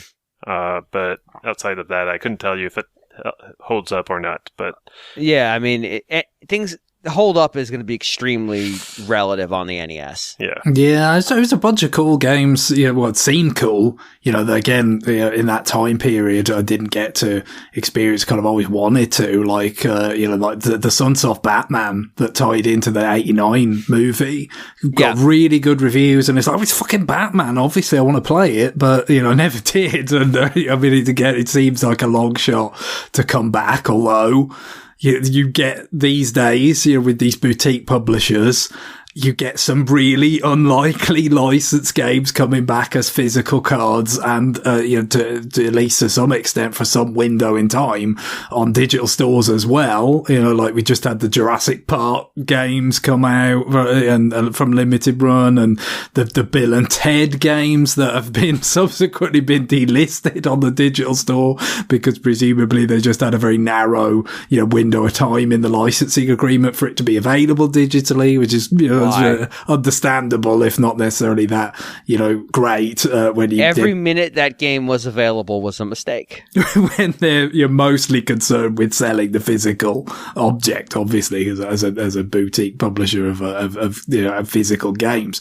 But, so maybe something like 89 Batman could come back. Maybe I'm selling it short, but it doesn't seem terribly likely. But again, how great was it originally? I don't know. I mean, you got the Sunsoft music, right? So you're good there. That's pretty much like the old question. But after that, it's because of course you did have a lot of bad licensed games around that time, to say the least. There's the heyday of the LJN stuff, Friday the 13th and Jaws and all this sort of stuff. which again I've not played, but widely kind of derided.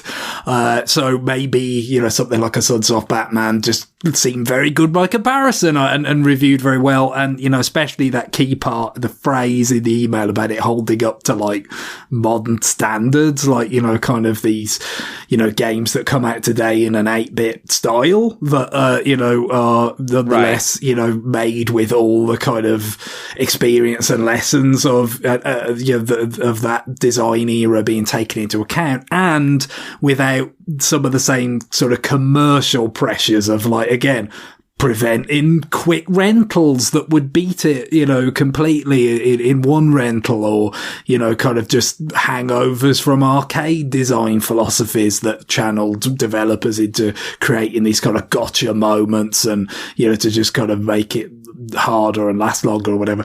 These are the areas where it's the hardest to meet that standard that was set out in the email. And I really don't know whether something like Sunsoft Batman meets it, but it seems like at least worth something of a suggestion. For Xanadu, we didn't talk about that. Came out on the Virtual Console, but I don't think we've seen hide nor hair of it since then. And same, I don't think we've seen. I know we got the first Star Tropics, but have we gotten Zoda's Revenge? Well, in the Virtual Console, but not on the Switch Online. Yeah, I don't think either of them are on NSO, right? I thought the first one is. I think we got it the same day we got something else. Maybe I'm wrong. I thought it was there. Definitely, they have been available, on past Virtual Consoles for sure. So that's something. But yeah, obviously that's, kind of a thing of the past itself now. So. It does feel like Nintendo doesn't want to talk about those games. Yeah, it came out in 2019 alongside Kid Icarus. Oh, there you go. Yeah. So it is just that, which is another one of those sort of peculiar things where it's like Zoda's Revenge, Star Tropics 2, where it does kind of what we'd ordinarily think of as a subtitle first.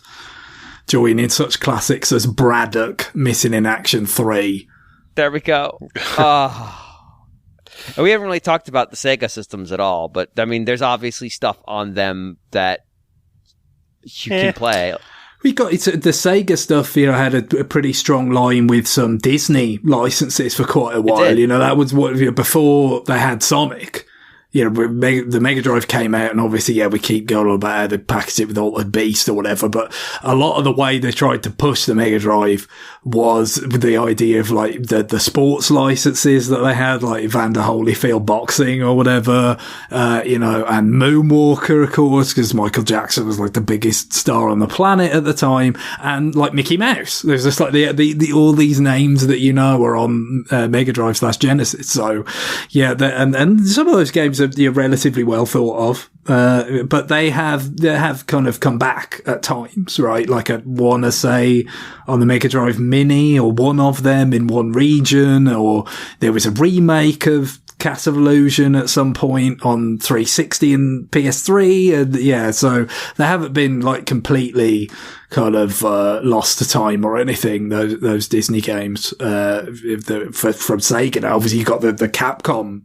Kind of say Disney games as well to think about. That's kind of a separate thing. You might have some decent candidates there, especially obviously you had the Disney Afternoon Collection, but it still isn't seemingly just not going to come to Switch because the license agreement didn't cover it because it wasn't out at the time. So I suppose there's that.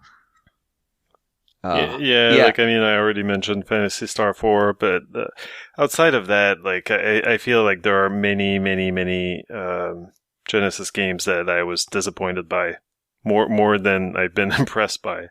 But I think that's not surprising.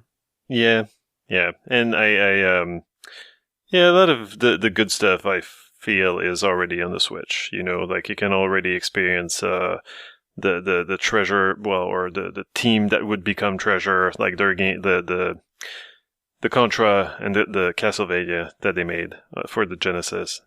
I think they might have already left when those happened, actually, but I'm not absolutely sure. Oh, okay. It's very funny because they are like very treasury games, aren't they? And of course Treasure left to make games for the Mega Drive, but then after they left, like Konami did the same thing.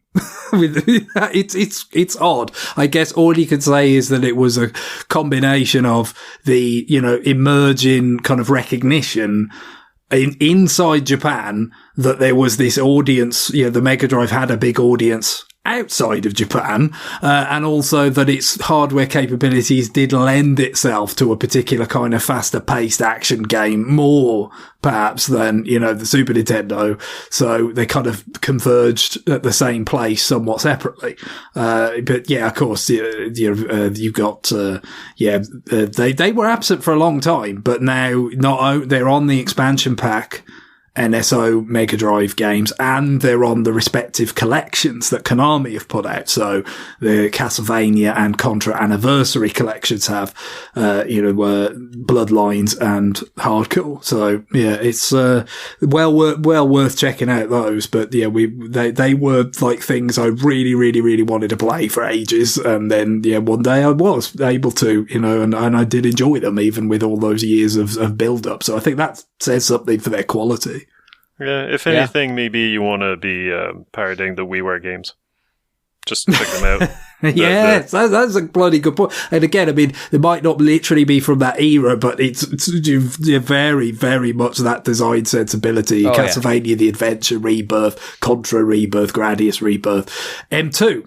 Developed those, right? And, they are, very sort of respectable, compact, kind of, entries into those series. But, especially like with Contra, it just kind of feels like a relatively all killer no filler approach because it doesn't have top down stages or behind the shoulder stages. It's just, all run and gun. And yeah, it's not that long, but it kicks, a acceptable amount of arse while it's about. Yep. Okay. It's been 40 minutes. I think. Yeah. We should roll to the next question. Guillaume, would you please read it? Sure. Vince writes, "Howdy, partners. On the Top 5 of 2023 episode, James reminded everyone that he's been saying, 'Play Ghost Trick' for nigh on 15 years.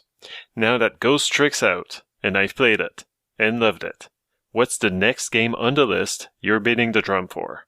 Thanks, and keep up the good work." Oh, this is a tough one. It is, because if anything, I don't want to be, stridently, wait, you haven't been playing, this or that game? And ever since, there was this girl in, in college, the college dorms who said that I was overbearing, and then I looked up what overbearing meant. And then I was, properly chastised, and I decided, okay, I should try not to be overbearing. I think Ghost Trick I was more willing to beat it because it's not even that big of an investment in terms of time. Right. It's like, just do it. God. Right. Well, one game that I wish I could have been more full-throated in my you got to go play Planescape Torment is Planescape Torment. The port is kind of good on the Switch. This game that was like a 1999 or 2000 PC game, has been ported to consoles. It plays better with a, direct control with the stick and stuff, better than you would think. It's absolutely a great port in that sense. However, and I've talked about this game on this show, and I've mentioned this, but there is a bug that has to do with the inventory, and I can't remember the specifics, but basically I think that if your main character's inventory is, if you use more than half the space that he's got to hold on to items, it's gonna fuck up the game completely. You will not be able to read the dialogue or navigate the menus anymore because the writing will be all messed up. So that's not good. But there is a way around that, and it's to use your party members as mules to carry all your stuff. And then you're safe. Hell yes. Yeah. So make sure to have a lot of saves, use all the save slots to be able to go back, if you should mess up, if you should forget this bug. That's never been patched and is unlikely to ever be patched. and but go play Planescape Torment, because that is one hell of a well-written game, and yeah, it's very well made. All the eyes are on Baldur's Gate 3 right now. Planescape is a little bit different. It's more kind of story-focused and like little scenarios, like vignettes focused. You've got this one town, and you go do stuff for everyone. Like it's a very dense place to explore. And the combat might not be so good, so just turn that down all the way to, the easiest that you can, and just enjoy the story. It's very, very good. I'm struggling a little bit with this one because like there are games that I would tell you like, holy God, why didn't you play this when it came out? You should have played it. What's wrong with you? Why? But a lot of them have a bigger commitment, so it's harder for me. Like it becomes a little bit more nuanced in should I, a specific person, play this rather than should a generalized audience play this. Like I felt confident that Ghost Trick is a wide enough audience game that I could just sort of blithely say, if you are listening to my voice and have not played Ghost Trick, for the love of God, what is wrong with you? Because I felt like its reach was broad enough and its investment was low enough that most people would be able to extract significant enjoyment out of it. What the other game on the same system that haunts me because of its lack of reception, and this is ultimately more a function of the team that made it. I would really, really love to see people play Radiant Historia. And they did do the remake. I own the remake. Have I played the remake? No, I haven't. But the time commitment on that game is immense. Mm-hmm. And so it limits my willingness to go, that's the one right there, because it is a very long game. And it is also really hard. Like, it is a significantly harder game than you would expect it to be. I guess, isn't that some of the reason why they added, like, the sort of quasi-visual novel mode to the remake of, like, if you just want to kind of work your way through the timeline and the scenarios rather than, engage with the, it seems like it's very, very thoughtful combat and, kind of, as you said, can be quite challenging. Right. It's about not using your party, like make my party as strong as I can and win. It's about using your party members to create tactics where you combine their powers to maximize the effect and stuff like that. And it's fun. I really enjoy it, but like, good luck. Like the other extreme there is something like, a game that's basically no longer available. Like, I could tell you, if you've never played the first Professor Layton game, you should play it. It's really, really good. The very first one, which I'm blanking on its subtitle now. The Curious Village. Curious Village, yeah. That was before that we had the divergence in subtitles, depending on where you were. Because the internet wasn't a thing when those games came out. I don't understand. We've talked about this island in time before, and yes, even the late, it wasn't just stuff like, fluidity and hydroventure. Even a series like the latent games, that started having the same names, got pulled into it for some reason. I will always remember the associate where I bought the Diabolical box. Sub-Saharan African accent, like Western Africa. I just, I don't know those accents well enough. Just go, the Diabolical box, and I'm like, yep, that's it. That's what's gonna be in my head for the rest of time. And then I found out what they called that game in Europe, and I'm like, fuck, really? I think they went with Pandora's Box, which doesn't make sense because it isn't. Yeah, definitely Pandora's, because it's explicitly not Pandora's Box. But I would say the Layton versus Wright one is the one that I think is the most interesting. And here's my reasoning. I would tell you to go play the first Phoenix Wright game as well. I think it's excellent. But you should only play that game the day before Christmas Eve, because that's how the game starts. But it is Layton versus Wright had to introduce both series characters because they didn't know where you were coming from. Now, for me, I was coming from, I love both of these series and consume them voraciously. But they give a good job introducing everybody's context, because maybe you're a Layton fan playing this game who's never played an Ace Attorney game before. Or you're an Ace Attorney fan who's never played a Layton game before. Well, this is the opportunity to gain that. And I also think this game is just really fun, and its story is bonkers. It's absolutely nuts in the best possible way, in the absolute best possible way. It's so much fun. It's so stupid. It's so silly. And the characters are so good, and it's got a lot of really solid puzzles, and the swerves and the plot and the gameplay styles mesh together way better than they have any reason to. It's completely unjustifiable how well they mesh. And it's another Shitakumi game. Hey, there's two on this list. Yeah, I was going to say, he's in some ways the most obvious candidate, because it is literally the game he made after Ghost Trick, if I'm not mistaken. It is. But this game's long as hell. This game is so long. It is a fair bit longer, yeah. When I played it, I had not played any Ace Attorney stuff. I was just coming from the Layton side and the Shitakumi Ghost Trick side, so it had a fair bit of context there. But it took me a fair while to work through it, just kind of reading before bed, basically. But I enjoyed it plenty, even not being that knowledgeable about Ace Attorney stuff. It worked very well.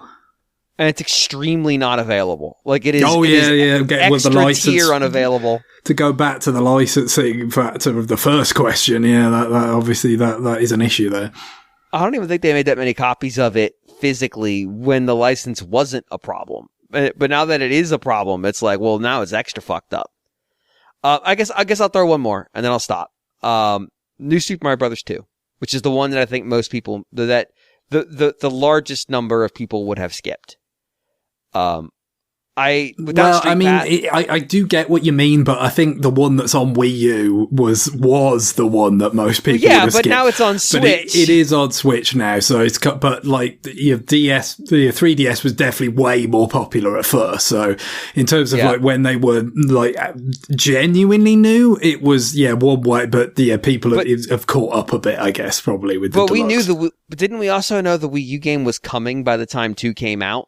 So, like, didn't that also... very definitely. That is a fair point. But again, people may have planned to wait for the Wii U game, but then seemingly those people reneged on their internal commitment to actually buy the system, because there's just no evidence that they actually showed up, is there, in the sales. Yeah, but that's a really fun game. Now, like I said, Street Pass makes that game so much better. But...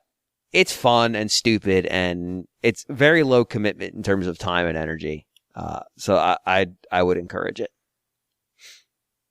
Well, my one is just going to be pretty quick. It's also something of a sort of backward induction from Ghost Trick, in that it was a game that I desperately sort of wanted to play for a long time, and had kind of heard things that suggested I would enjoy it, but just it didn't really. It wasn't that easy to get a cartridge of for a long time, and it wasn't available on the Wii Virtual Console. But eventually on Wii U it happened, and that is Demon's Crest from Capcom. So that is now on NSO as well. So I am kind of disinclined to suggest like, oh yeah, everyone will enjoy this, because it's just not true. You know what I mean? I mean, you could pick something way the hell more mainstream than a spin-off from Ghosts and Goblins, and you might think, well, everybody likes that. No, most people dislike everything. That's reality. You pick the most popular thing. Pick the most popular thing in the world. Most people on the planet either Oxygen. don't know what it is, don't care what it is, or they do and they dislike it. But so it's really is a fool's errand ever to say, I could recommend this to anyone. But especially this game, like I remember in the early 2000s in the internet reading that like it sold so poorly, it sold in negatives. And I still don't know what that means, and I don't know. I can't say as I do either. But, it's some sort of buyback, I guess, that was really punishing for Capcom. I don't know. Maybe like in North America, the Christians just decided to buy and then return this game en masse. They thought the American audience was ready, and they were wrong. I don't know. I mean, it certainly, I remember reading about it in the magazines at the time, and it seemed really cool. But again, we were importing games. There was a very limited amount of games we could afford, in a year, and it just, it didn't. I played Super Calls and Ghosts, so I did enjoy that. But as a sort of spin-off and all that, it just sort of fell through the cracks until all those years later. On Wii U Virtual Console, and it kind of, it had quite a lot to live up to at that point, and I was a full-grown man, so it didn't have like that many advantages, but I still was impressed. I really enjoyed it. It's got great atmosphere. It's certainly got some of the kind of very robust challenge that one would expect given its heritage, but it's not to the same degree, because it is not so, even though Super Ghouls and Ghosts is actually a home exclusive game, but obviously it's very much a riff on the arcade games, Ghouls and Ghosts, Ghosts and Goblins, whereas this is, being a sequel to the portable games, portable game, the first one, although there was also, a second, Gargoyle's Quest 2 did show up on Game Boy in Japan, but then, Gargoyle's Quest 2 was mostly known as an NES game.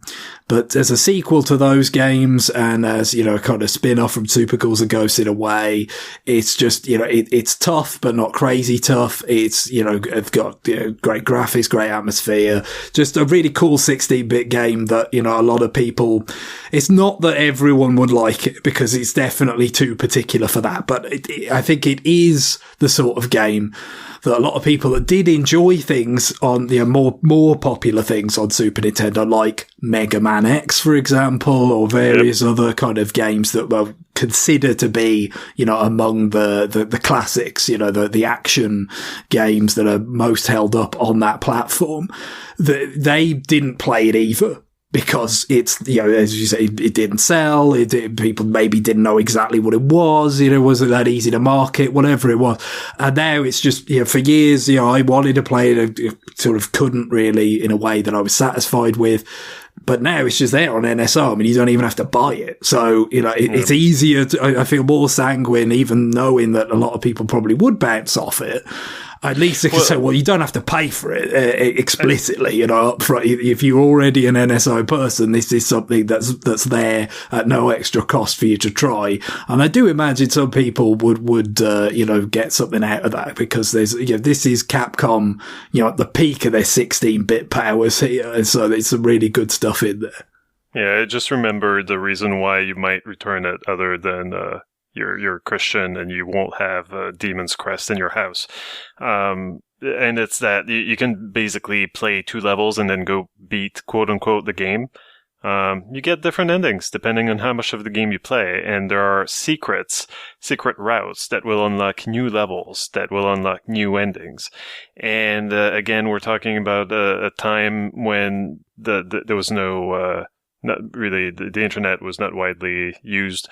And I don't, like, I had the cartridge, I had the game, I had the manual. I don't remember the manual being explicit about this possibility that, like, oh yeah, like this tower will show up, you will go to it, it's the last boss, you beat it, the game doesn't, other than the fact that, like, well, there's like these other levels I haven't played, there's nothing really motioning to the fact that, hey, like, you might want to try to find more crests and finish this properly.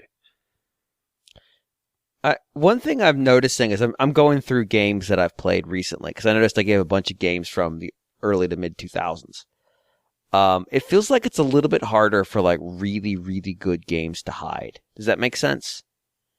Well, at some point, some influencer, some YouTube person has talked about pretty much anything. Or somebody's played it on Twitch. And sure. it's picked up. I mean, I got into Yakuza 4. That was before it blew up.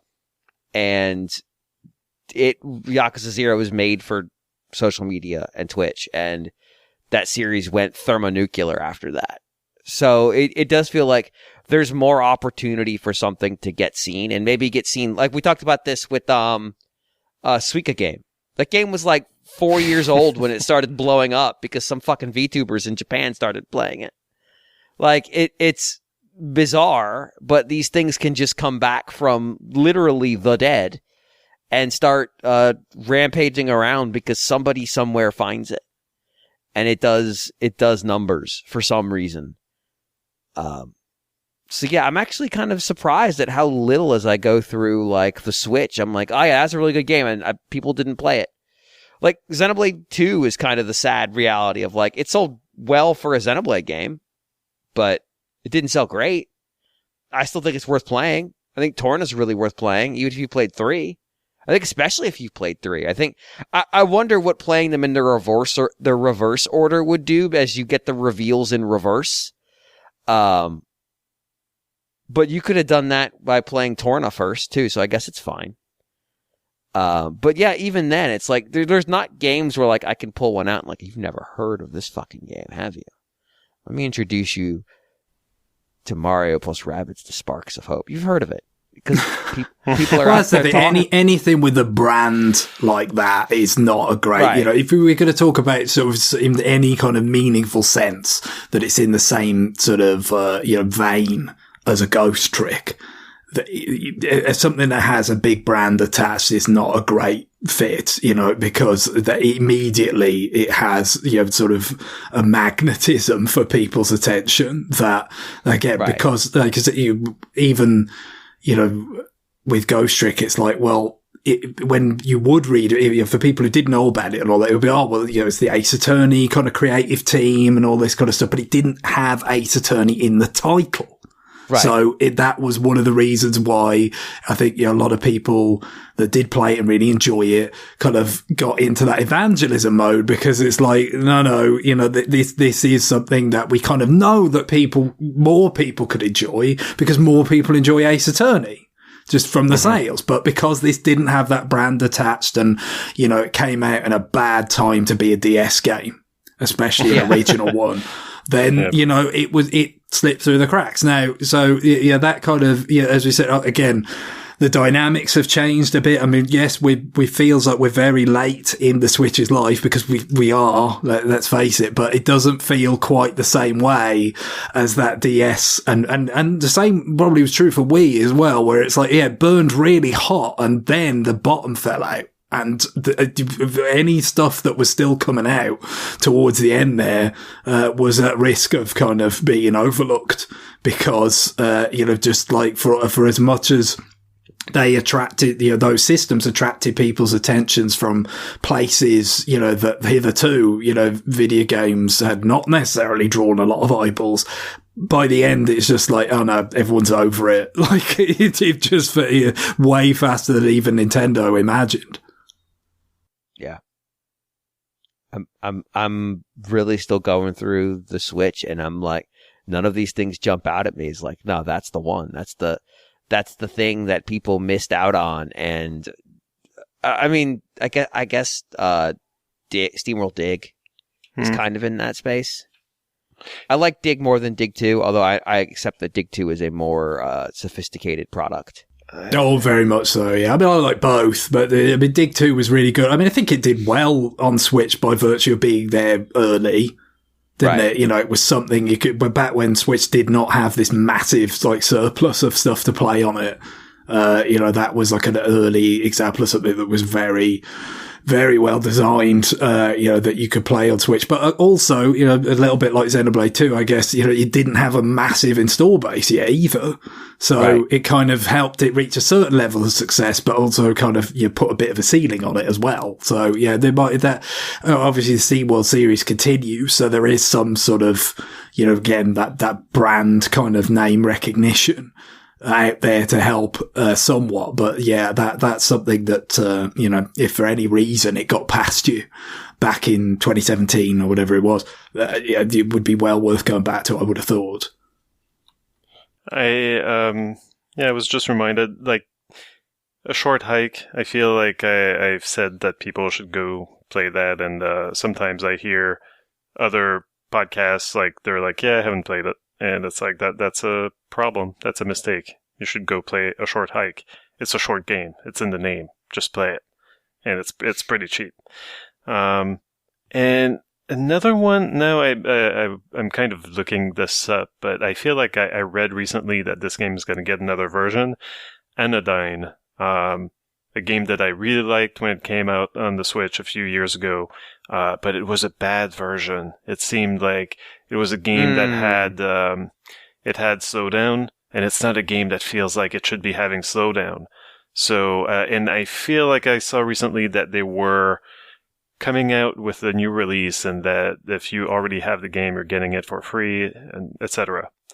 So that might be fixed. So I'm going to look that up. But it's just, I guess you can go listen to me talk about it in some past podcasts, but it really was very specifically, going for, like a Link's Awakening feel. And that really spoke to me because that's one of my favorite games when I was growing up. But also, like it's doing something new. It's playing around with quote unquote glitches. Like the game is kind of like glitching on purpose. And they do a lot of fun stuff with that. Play around with this in the same way that Tunic plays around with the what we remember old games as, but it's very much a modern game, but also like it has you picking up like pages from the game manual that's in a language you don't understand, and like it's playing with all that kind of stuff. Right. Anodyne kind of going for that Link's Awakening feel, but also going for that like, oh shit, I just discovered this new area in Metroid on the NES, or like the Minus World in Super Mario World. It's like, well, those are glitches. They're not actually new levels, and like in Metroid, like there's these caves, right, that you can, like if you glitch the game a certain way, you can access, but they're not part of the game. They're just glitches. So this game plays around with that, and it's pretty cool. Cool. All right. Well, I think that's a pretty good list for now. And I think we're going to go ahead and wrap the show here. Again, you owe it to us. You personally listening, I can see you. You owe it to us to provide us with a good question for the inbox. What do I define good? Has words in it that we can read, and they make coherent sentences that ultimately result in us being able to talk about it. Are we going to talk about how dumb your question is? Maybe. But that's content. That's content, baby. So send your emails to rfn@nintendoworldreport.com. That's rfn@nintendoworldreport.com. Content is the head gold of the soul. So send it in. Soul Greg, gold. Soul gold is very good. I feel like that was a late attempt by James to name the episode. No, but I'm writing down soul gold. I don't make an attempt. It just comes naturally. Although I don't have a name right now, so that's a problem. Right. But Soul Gold might be it. That is pretty solid. On that, Greg, what is our music to conclude this episode? Well, we had a request in from KSO who said, Dear RFN, hope you're all having a happy holiday season. For the music request, I would like to end an episode on the Theatre Rhythm Final Bar Line Special Battle Arrange Medley. Final Bar Line was one of my favourite games of 2023, and this song was one of many reasons why. It takes snippets of battle themes from each of the mainline Final Fantasies up to 15 and unifies them with a single musical style. The original composers, as such, were many. Nobuo Uematsu, of course, Kumi Tanioka, Hitoshi Sakimoto, Masashi Hamauzu, Masayoshi Soken, and Yoko Shimomura. The arrangement being done by Yuko Komiyama. So, yeah, I believe I played this in Theatre and Final Bar Line, because I've seen enough to, like, get to the point where it lets you you've got to beat so many of the, like, individual game sort of lists of songs that, you can open up, like, one that's sort of theatre rhythm, its own like new ones and things, and then you see the credits. But I've still got so much stuff that I haven't done, and then there's all the DLC, some of which I will definitely get eventually, like the Bravely stuff and the Chrono stuff, and probably some of the Mana stuff, and Octopath's good. I mean, this is a lot of tempted stuff there, but this is almost like a bit of a sequel to a similar kind of theatre rhythm original medley that we had a request to end end episode 500 on, actually. So, yeah, so 350 some odd episodes later, we're back here. But it's really cool because it's like a whistle-stop tour of famous battle themes, going through stuff like Battle of the Big Bridge and Man with the Machine Gun and all those, if you, especially if you played Theatre Rhythm just by itself, they're all the constituent songs sort of in there. So it's a nice sort of capper to go through all this stuff again. Great stuff. Cool. All right. Well, on that, it is time for us to go. Bye, everybody. Bye. Bye-bye.